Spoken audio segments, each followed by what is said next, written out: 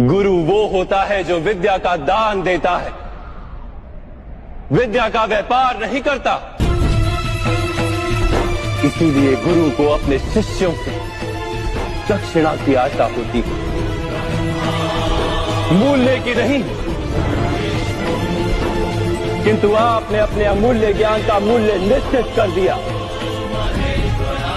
अपने ज्ञान के बदले में अपने शिष्यों से प्रतिशोध मांगकर आपने न केवल अपने जीवन में विष घोल दिया, अपितु अपने शिष्यों के जीवन में भी विष घोल दिया।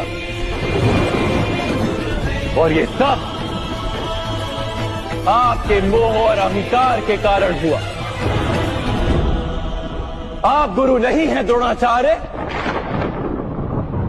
जिस व्यक्ति के हृदय में अहंकार और मन में मोह तथा लालसा होती, उसके हाथों धर्म का कार्य तो हो ही नहीं।